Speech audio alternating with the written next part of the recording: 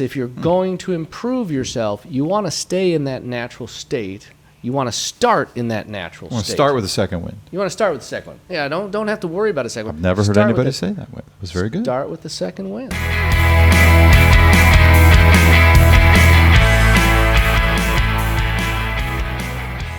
Dark Star, when I'm watching pro golf on TV, or streaming really is what I tend to do nowadays. Thank goodness for this alternate league, alternate reality of golf, much better. I see something interesting, and that is these pro athletes are eating. They're eating as they are working out, is the way I think about it. As a guy who works out, has worked out all my life, played sports all my life, as have you. I've always found that odd. And over the past, 5, 6, 10 years, I understand much more as to why that always struck me as odd. But they got the bananas. They got the power bars. They got a Gatorade. They got a sandwich. I've seen guys doing sandwiches. And it's stupid and it's wrong. And I hope I just ticked off a bunch of people out there. It's stupid and it's wrong. And today we're going to get into that. Nick Faldo had it right. Nothing in, nothing out. You don't see the guys on the sidelines of the NFL having a sandwich, okay? So what I'm going to get... That's true. That's true. I mean, what I'm going to get in... Can I have some of my beverage? You can have a beverage. So what I want to get into today is some simple biochemistry and some simple ways in which the body functions so people can come to their own conclusion, right? We want people to come to their own conclusion. Yeah. With the goal being to have a very positive, energetic experience during your round of golf. Yeah. And then really spilling over into training for golf, because we all want one thing mostly as we progress through golf, which is swing speed, and where that comes from and how nutrition is tied to that. But if you do that right, and I'll take a stab at this, and I want to ask you a bunch of questions about this. If you have proper nutrition for golf, proper exercise and plus nutrition for swing speed, then you are helping yourself in all of life pretty dramatically, because they all obviously tie together. All right, cool. We agree on that? Absolutely. I think so. Then let's start with why it's eating power bars and sandwiches and bananas, particularly my favorite, 100% sugar. Eating that during your round of golf is stupid and wrong. Okay. So the natural way the body works is what they call gluconeogenesis. The term starvation is most commonly used in our, online, etc. Okay. So what does that mean? You can't be eating all the time.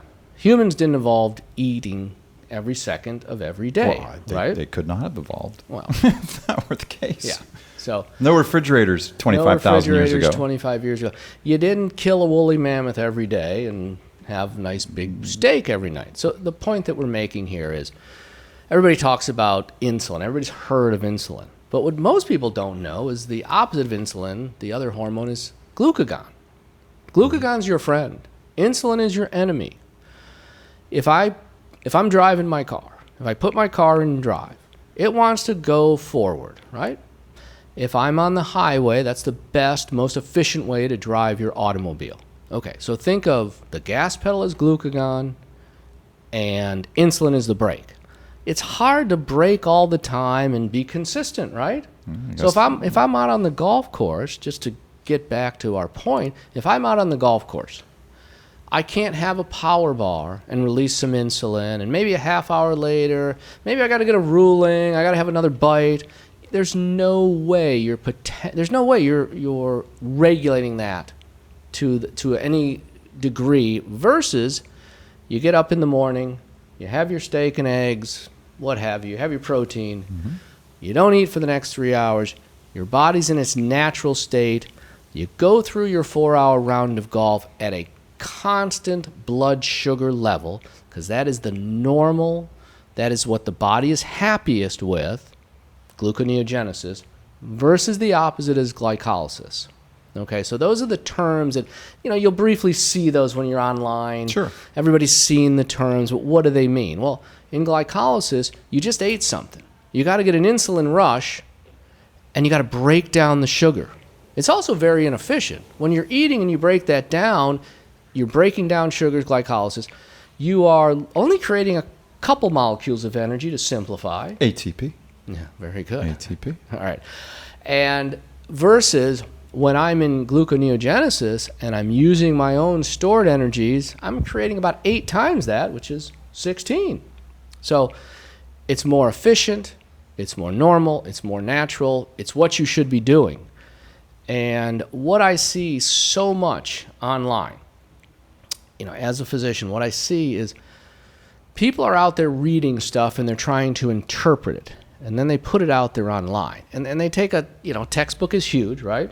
Mm-hmm. You read the textbook and then you want to write a 10-page article. Now, I'm a fairly smart guy, right? Okay, well, don't answer that. In some areas. In some areas. Medicine being one of those. All right, yes. But if I took, if there's a... that was a joke, Dark Star fans. That was a joke. Of course, he's a bright guy. You'd be scared as to just how bright. Yeah. So anyway, if I took now there's probably not a binder that tells me how to fly the Artemis rocket to the moon and back, right? No. But if there were, and I read that, and I said, hey, I just read this. Now I'm gonna write. I'm gonna encapsulate it to 10 pages. Yeah. Or paragraph. Do you think you could read those 10 pages and successfully fly back and forth to the moon? Likely not. Likely not. Exactly. So the other analogy I always use is if I said to you, can cats see in the dark? Oh, I love this one. Okay. I love this one. I would say 90 to 99% of the people would say yes, because we've all heard that. Mm-hmm. It's a wrong interpretation of medicine. Vertebrates need light to see. Cats do not need as much light versus humans to see. So cats can see better in lower lighting, but they can't see in the dark. So this is where I'm trying to get everybody out there to understand so much of what you read, so much of what you hear, whether it's a dietitian or my workout specialist, they've read a few things that have been interpreted 3, 4, 5 times over, and it's kind of been bastardized, and it's not correct. Okay? They probably didn't take organic chemistry. So when they're out there on the tour, and you see them taking a bite after 3 holes, or taking a sandwich at the turn, it doesn't matter. You cannot, the human body does not regulate insulin release the same way its natural state of gluconeogenesis, which is the glycogen release. And so coming back full circle, Falda was right. I don't remember Falda really choking down the stretch. Do you? In the beginning, he had problems, right? Well, Foldo, as I recall. Well, they called him Foldo, but he was young. He didn't make really bad. He made some bad decisions because of his inability to. 6-time major champ and a nice guy. A very nice guy, actually, and funnier than you would think, maybe a little bit. But take that part out. Yeah, he had some mental issues to work on in the game, playing under pressure. But that doesn't. I think, as far as fitness goes, he might be the more of a modern version of Gary Player to some extent. Greg Norman, probably the best example of maybe a modern Gary Player. No, that's probably almost for sure. I don't know who's in better shape than Greg Norman at his age than he is in golf, especially. But no, I agree. Well, they were fit, but really, what I'm trying to get across here is the nutrition versus the eating versus having a constant amount of, for lack of a better, blood sugar, which is the glucose in your bloodstream, allows your brain to function normally and allows your musculature to work consistently throughout the whole 4 hours. Mm-hmm. And that's the concept we're going for here. And if you explain that to a pro athlete of any sport, really, but I guess golfers think they're in a different boat because the game takes 4 or 5 hours, and football, baseball, soccer, what have you, doesn't. Fine, but it's not different. You don't want this, right? Energy, no energy, energy, no energy, and especially with fine motor skills, muscle reaction times, and that sort of thing with golf. Right. You really want steady. Right. My point with all the analogies I made, is somebody read something where if I just keep eating, I'm going to have sugar in my bloodstream all the time, and that's great. And that's not the way it works. The insulin is breaking that down. It's constantly coming at you, and it's constantly altering it. So that's where I talk about somebody read something and thought, well, why worry about gluconeogenesis or being in that state of starvation? Why not just keep eating all the time? Yeah. And so the reason is you get the insulin release and your sugars fluctuate. Nobody can stop it. It doesn't matter how much you eat. I mean, unless you're eating every second while you're swinging, you can't do it. Well, the insulin's job is to eradicate sugars. It breaks them down. That's its job, and creates adipose tissue, ultimately, right? Fat. It creates body fat, ultimately. With any excess, it's not burned off as energy. But that looks like this. It's a fire, I throw water on it. Insulin being the water. Right. Puts the fire out. I put more food in, I get another fire, insulin puts it out. I do this the whole time I'm playing golf, which, it feels good to eat something because it feels good because of the blood sugar situation I'm in. For everybody out there, but it's not. For everybody out there who's not a pro golfer, how many times have you been at the office or you've seen somebody at the office? 8 o'clock they have their coffee. 10 o'clock they have a candy bar. Then they have lunch, and then they got to get something else, and they feel tired all the time, and then they feel better because they just had a candy bar again. That's the death spiral of insulin, I'll call that. Absolutely. And I will throw water on a lot of people who are doing a healthy version of that, which is they have constant supply of peanuts or walnuts or pecan. They got something going constantly in and out. Yeah, okay, a lot of those nuts are high fat, good, but there's still carbs in those things, and you're still stimulating your body. In other words, you're on that cycle that you're talking about, which is I need more sugar because I just put the other sugar out. My body's constantly putting out the fire, and I need a new fire in order to feel okay, which is a roller coaster of energy. Absolutely. Which is the opposite of what you want as an athlete particularly. But it really, sitting at your office desk, you want to have a constant supply of ready-to-go energy, because, correct me if I'm wrong, but is not the brain the number one consumer of calories? I was just going to say that. The real problem, of course, is the fluctuation of brain metabolism. That fluctuation of sugar leads us to not be at our best. Our cognitive skills decrease. Mental acuity. And is that important for golf? Well, yeah. Yeah. If you can't focus on a putt, a shot, I mean, yeah. Well, and and that's the way I regulate my life, and find it to be far superior, having been on the other side of it, younger years, with that kind of cycle. It's just, it's crazy how much time you can spend away from eating anything when you have proper biochemistry, really.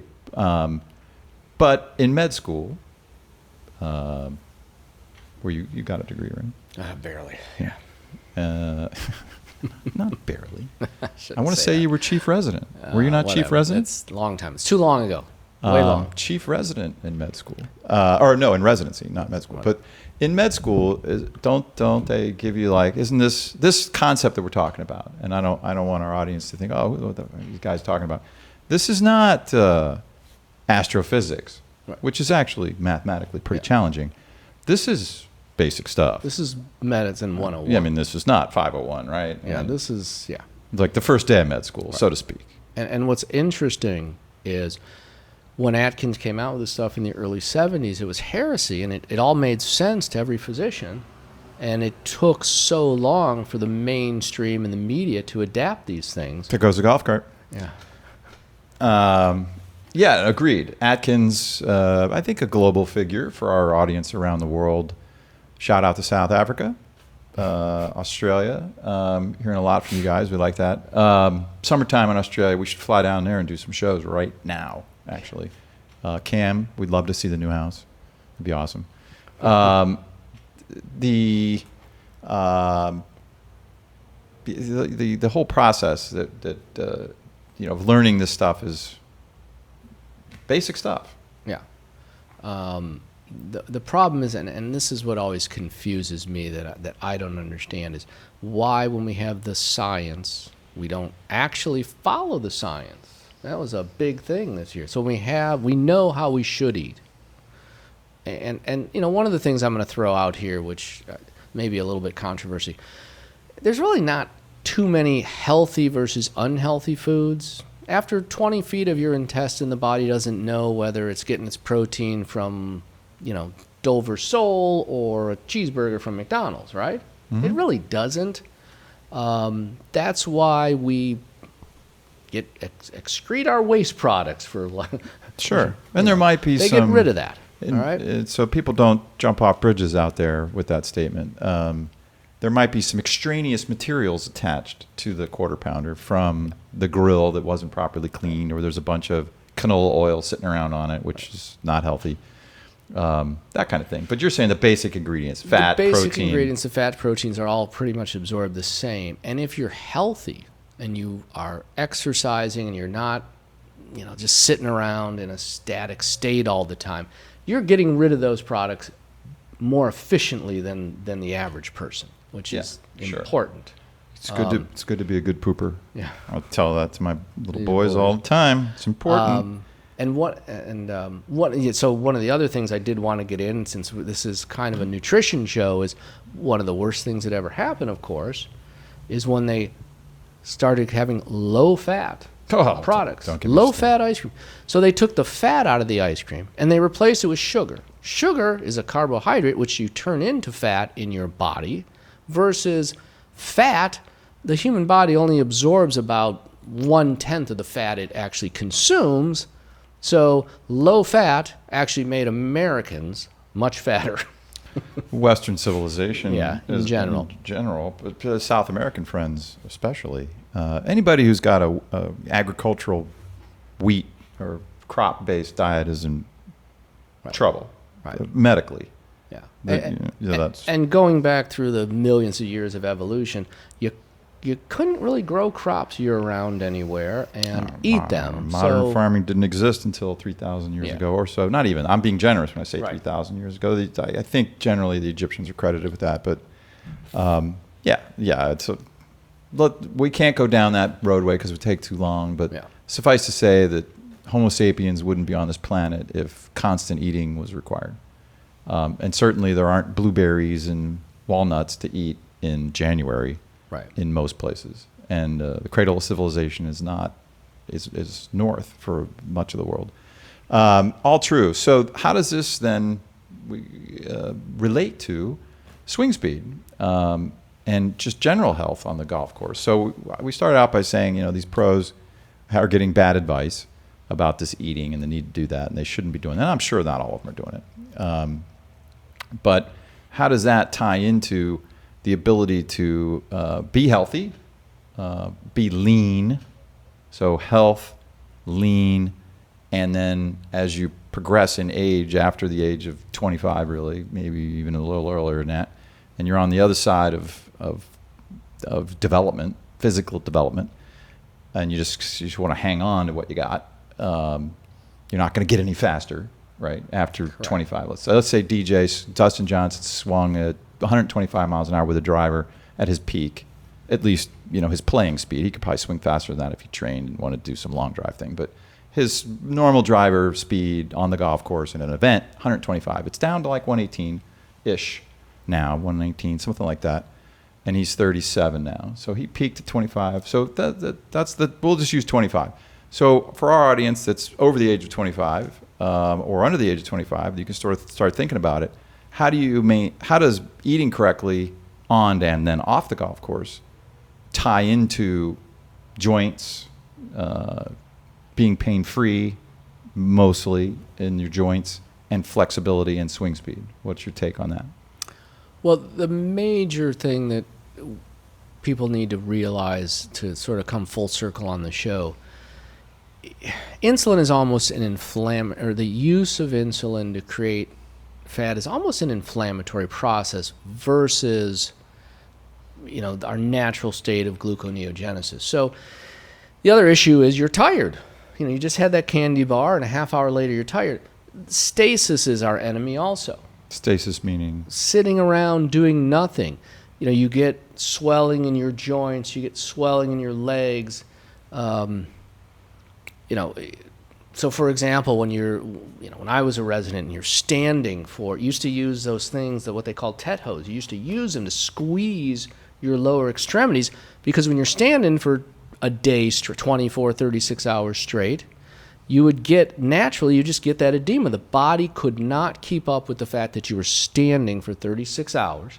So the fluid, which is sort of, let's say, plasma, third space, there's lots of terms. But anyway, the point is, you're standing up, the fluid naturally just hangs out more in your lower extremities, not healthy. So when you're not active and you're heavy, you're getting that same stasis in all your joints. Maybe my shoulder hurt last time I went to the driving range for a half hour, and maybe my knee hurt, hips especially.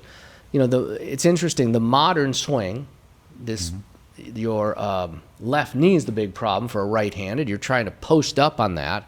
I can't do that because all the sports I played, you were never supposed to have your knees straight. So you've been trying to teach me that for years, but I can't. I just can't do it. I can't post up. My knee says, no, I'm not going to do that. It's a work in progress. It's a work in progress.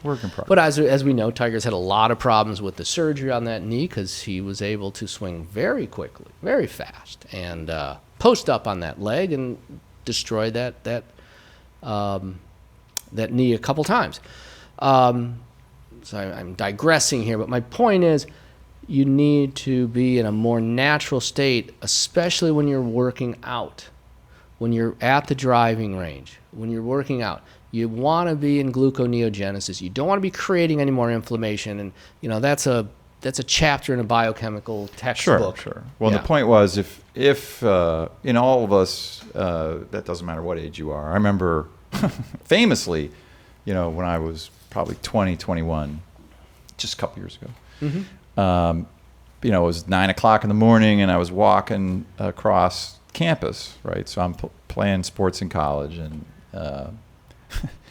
and I couldn't run across the street and to get out of the way of the traffic, And I started to do that, and I trust me when I tell you, I was in good shape. I was like, oh, because you're just so much damage from, all the activity in the sport but then later I got to the other side without getting hit by a car, and but it was painful, and I did, of course, manage to jog across the street, and I got to this, I'm like, damn, this hurts, and the only thought in my mind, it's 9 o'clock in the morning, give or take, I'm thinking, I got practice at 3 o'clock.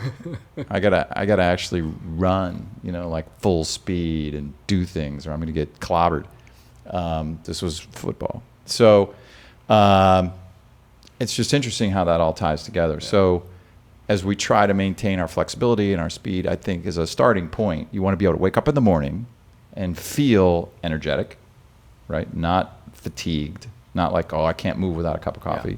Coffee, fine, but feel energetic and be lean tissue, lean body mass enables, it just makes it easier to move, right? Obviously, and work out. So the precursors for, some resistance training, stretching, movement, swimming, bicycling, walking, maybe even some sprints. Good. Yeah. No long distance running. No long distance running. Don't do that.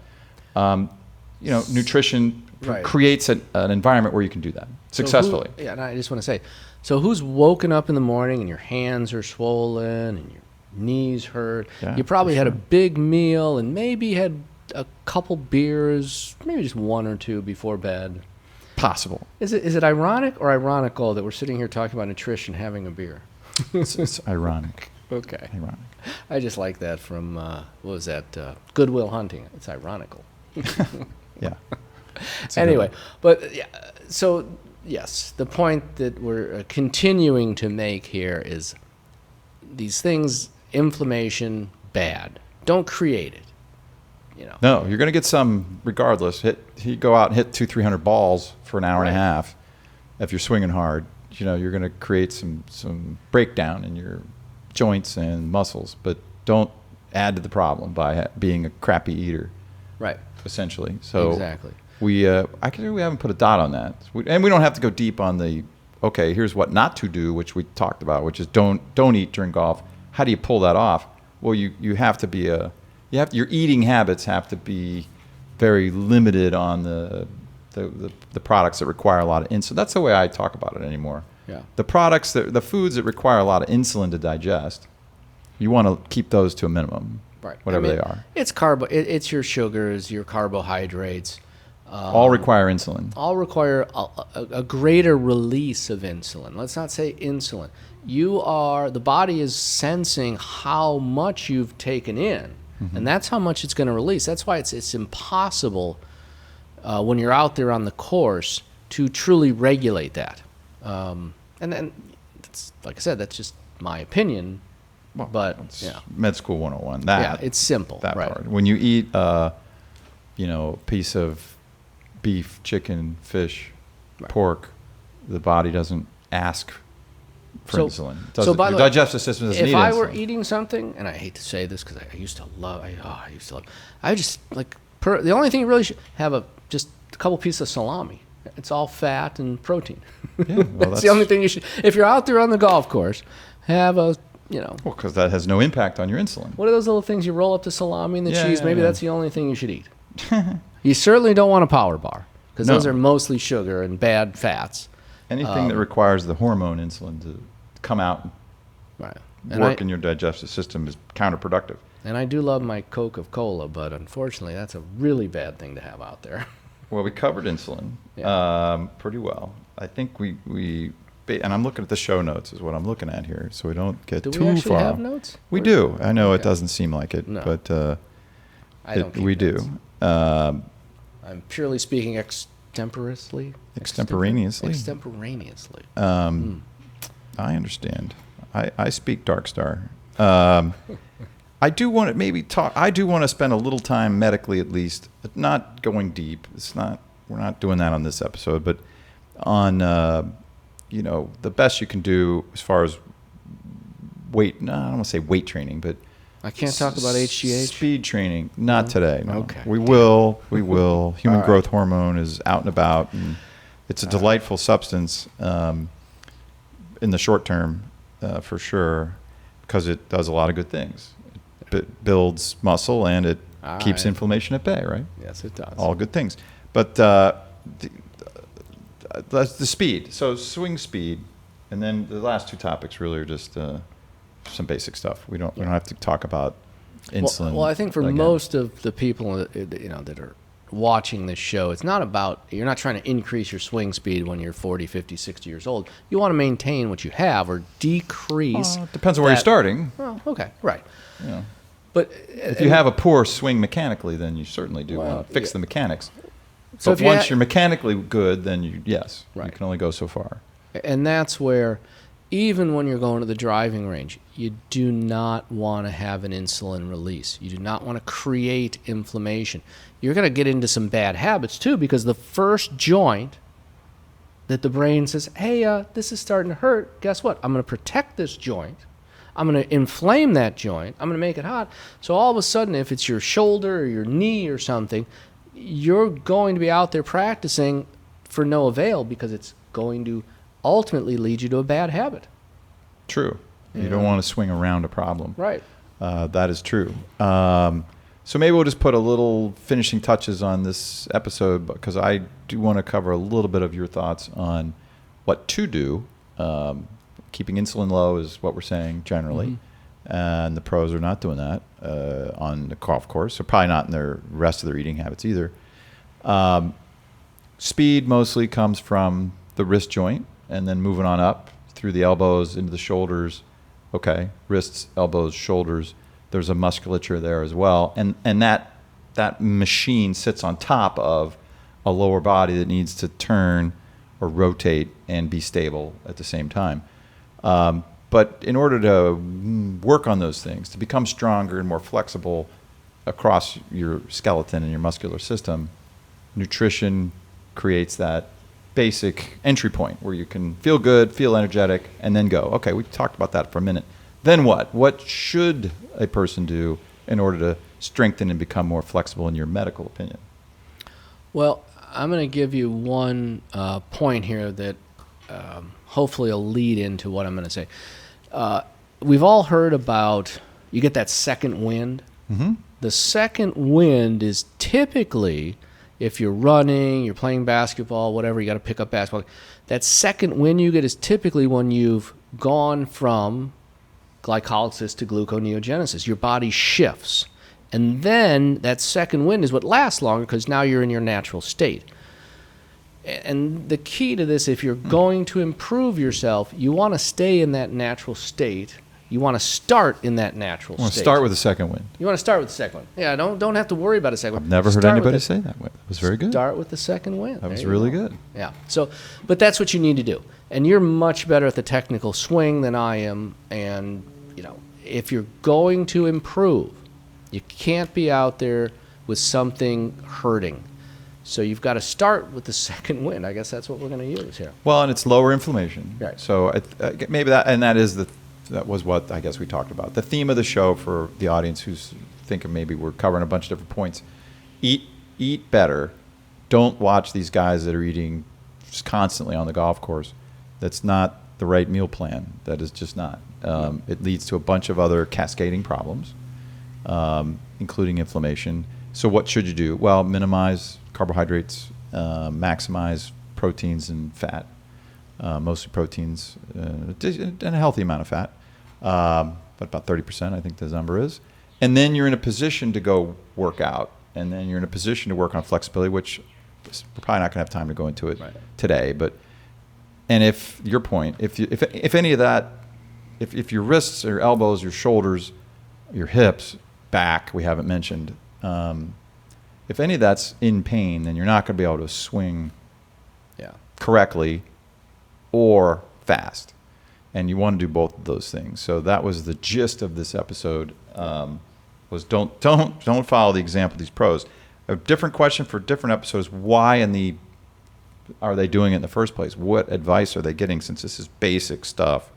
I don't know is the answer to that question. And that's why I said somebody read something and they think the easiest way is to maintain a constant blood sugar level by just continuously eating, and the human body doesn't work that way. That's not our natural state. Our natural state is not to keep pressing the brake on the car, right? Our natural state, like in the immortal words of Jackie Stewart, don't put your foot on the accelerator till you know you can leave it there. That's what you want to do. You want to leave it there. I really like that expression. Yeah. Who knew Jackie Stu was a funny guy? Yeah. That's good. I got one last point before we wrap this up. Yeah. The food pyramid. Oh. The food pyramid. Can you say this without jumping off your chair? All right, let's just say the food pyramid should be stricken from everybody's vocabulary because it has nothing to do with what the human body needs. And I did just look this up because I thought it was some senator's wife in Iowa because that's what they needed to sell was 4 servings of grains and bread. Here in America. Here in America, right. What it was developed in Sweden when they had no food in the early 70s. They were going through a tremendous recession. They couldn't feed their people. And so they came up in Sweden. They came up with the food pyramid in Sweden. Who would have ever thought? But so there was 1972 when Sweden was having economic difficulties. Let's get rid of the food pyramid just completely. Let's forget about it. Anybody out there who's a thinking man, please don't even say food pyramid ever again. So it was a political solution. It was a political solution to a problem. Yeah. Who would have thought? I would have thought. Now that you mention it, that's not, as you, I think, very humorously said about the Greg Norman comment last episode, which is not a small club. Unfortunately, that's not a small club. Yeah. Political solutions to real world problems. Yeah. So we won't go into that today. Not at all. That'll be Thinking Man After Dark at some point. Yeah, that's right. After hours. We could use this set again. We're at a different set. We haven't commented. We won't now. It's too late. But everybody's tuned out. We like it. We like it. We like it here. I do like it here. I want to come here more often. So, what I take away from this line of thinking for myself, I'm walking the walk. Stay skinny. If nothing else, stay skinny. And to be lean, which leads to more energy, better golf, better swing speed, better flexibility, better everything, and the ability to do some resistance training so that you can be stronger or at least maintain a good level of strength. You first have to have proper eating, Right. proper meal plan. Right. And the last point, my second last point is when you are obese, the heart has to pump blood to all that fat tissue, all that adipose, every single heartbeat.